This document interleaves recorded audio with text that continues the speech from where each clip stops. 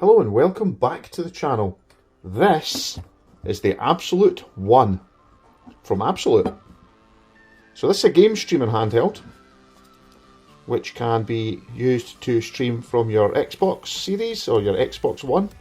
It can also be used to stream from your PlayStation 4 or 5, cloud gaming of any description, a little bit of Android built-in gaming, and you can do a little bit of emulation, and we'll show you some of that perhaps at the end of this video.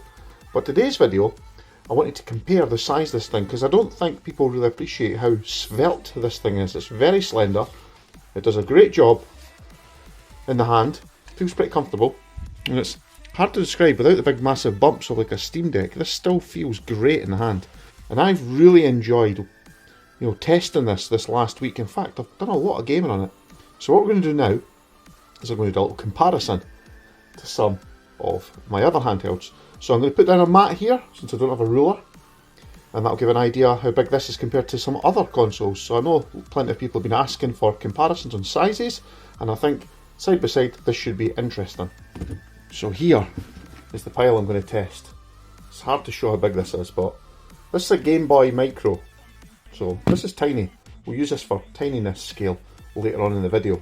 It's the only thing that I've got here that doesn't actually have its own case. So let's go through each item individually. First I'll put the mat down.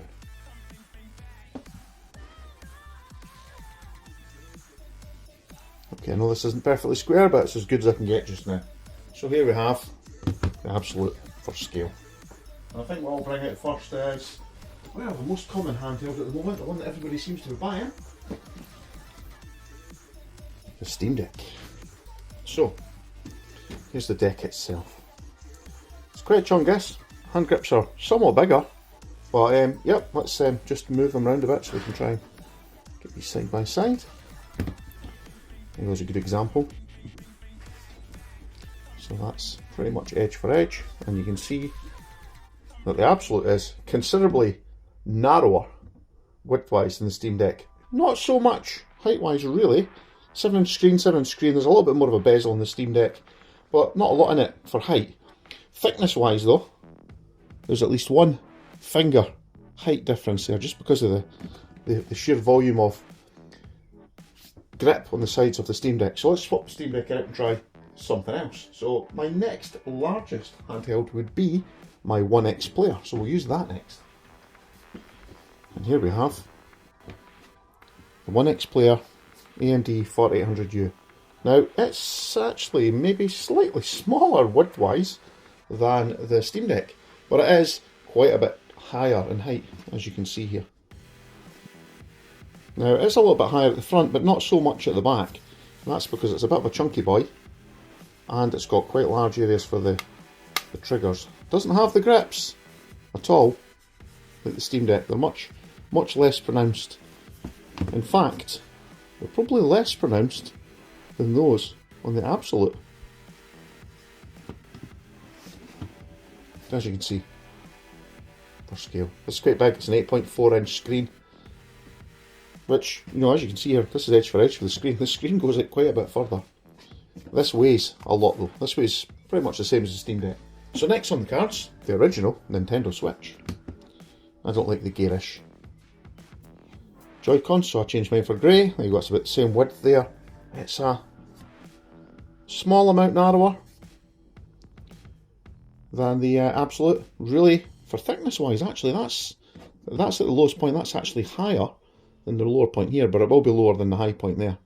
And obviously, as we all know, absolutely no grip and very small triggers on the Switch. In fact, perfect for a child, really. Not that I'm saying they're just for children, but they've designed the grip perfectly. Okay, we'll go on to Switch Lite. In fact, we'll leave that there just now.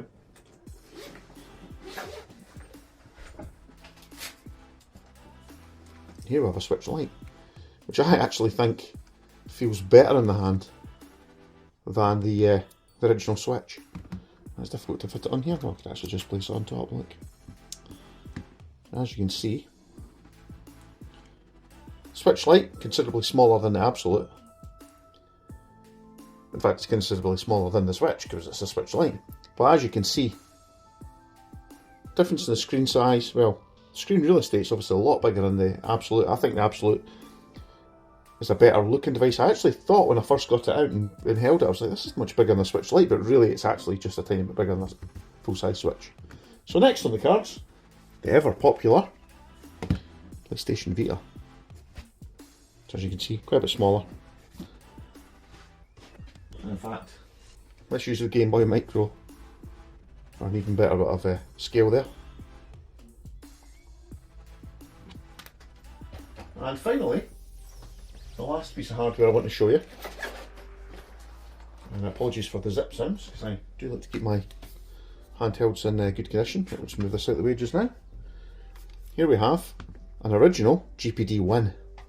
So that's the first one, with its Intel Atom processor. And I still actually use this a bit. I was using it to remote play my Xbox, but since the Abxylute arrived, I've been using that to remote play my Xbox, and it's been brilliant. It's just like using a shrunken down Xbox controller, but with a screen mounted in the middle. Who would have thought that would be a good idea? So, this folds back most of the way. Yeah, there you go. And for scale, so even when it's fully opened, it's not as wide as a Abxylute. And I think my final silly comparison is, how many Game Boy Micros is an Abxylute? I've got 1, 2, 3, 4, 5.5 Game Boy Micros. So, I hope you enjoyed that comparison in sizes. Hope it's been of some use to you. What I will say is, this isn't the final product, it's a DVT2 sample. I've had a couple of little issues with it, which I've reported back to Abxylute. They've put my mind at ease, saying some of these things were fixed in a patch, and funnily enough I actually got a software update to fix some of the issues I already had. I had a slightly sticky A button. It doesn't stick now though, so it seems to have sorted itself. And they did say that was something they tried out in production for the DVT2 model.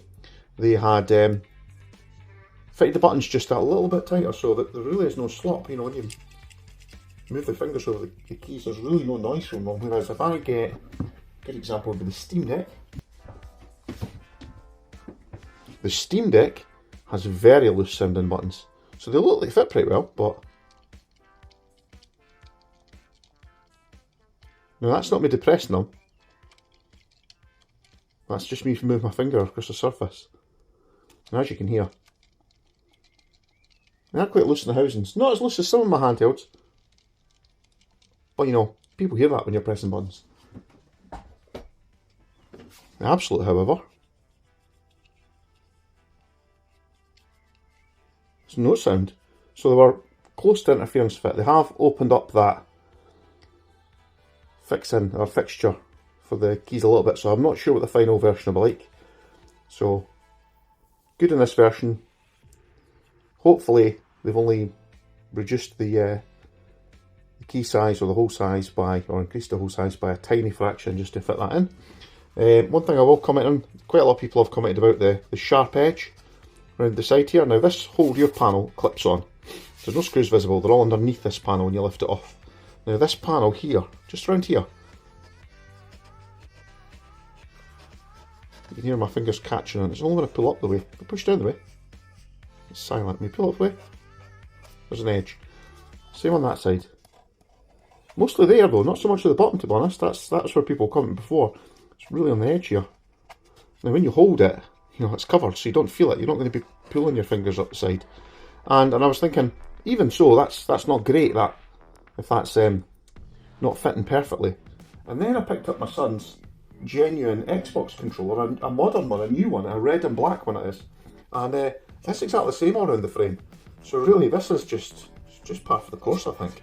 Unless you have like aluminium, you know, deburred finish all the way around, like say on the One X player, you're going to have the occasional bit where there's maybe a surface that's not 100% perfect. What I will say though is, this original finish is an absolute brilliant for avoiding fingerprints. It never picks any fingerprints up. Now I believe they're going to have a sort of textured coating on here. Now if it's like the latest Xbox controller, then it'll feel absolutely amazing. It feels pretty good just now. And I've never felt like it was getting greasy or slippy.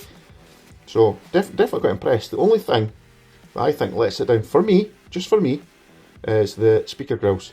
Because they're right where the web of my hand goes, and I tend to block them both out. Now I know a lot of the game reviewers have had their hands out, but I'm putting my elbows out, my shoulders out to fit there. I cover them up. But what I have been doing is I've been using a set of wireless in-ear earphones, and the Bluetooth connection straight away, they're so good, and the sound quality is brilliant for this thing. Now I did see it commented that this might be a mono setup to dual mono. I'm not sure if that's true. I can't really tell. When you put earphones in though, it's definitely stereo. So thanks for watching this video. Hope this has been useful to you, and I'll catch you in the next video. Some of my more recent videos that will be landing will have some performance metrics on them, so that'll be helpful for some people out there. So far I've not really had much issues with it. The only issue I had was doing some Xbox cloud gaming, and I felt the performance wasn't quite there. Now that might have been down to the Xbox servers, because it had been really good up until that point, and it was maybe just a busy period of time. The game never lost connection, but there was quite a lot of artifacting on screen. But I think that might have been at the server end, because when I remote control my own Xbox or my PS4 or my PC, it's been absolutely rock solid, I have to say. So thanks for watching, and I'll catch you in the next video. Remember, like, share and subscribe if you haven't already done so. Bye for now. And I almost forgot, or in fact I did forget, and I'd finished the video and I was packing everything away and I realised I'd forgot. But I actually missed out my other handheld that is featured quite heavily on the channel, and that would be the Anbernic One 600. So let's get that compared as well. So what I'll say here is, again, it's about the same size as the Switch, actually in width. It's quite a bit thicker. The ergonomics obviously are absolutely terrible, we know this. But yeah, I've been playing on this again the last few days, especially when my One X player was away for repair. But going from the Abxylute to the One 600, I noticed how loud the fan is. Now, I've quieted the fan off in this. You can see that in a video. I'll attach a card at the top. The One 600 and all my other PC related hardware, they all have fans in them. You can hear the fans in them all. But you seem to tune it out a bit when you switch to something as silent as the Abxylute. For a few days, when you switch back, you can't help but notice the noise. So that's another boon of the Abxylute. It's near silent. Now if you've got earphones in and you could be watching Netflix on this or anything, and it's just so good because it's so quiet. And of course with quiet buttons, you're not distracting anyone. Anyway, thanks for watching. Bye for now.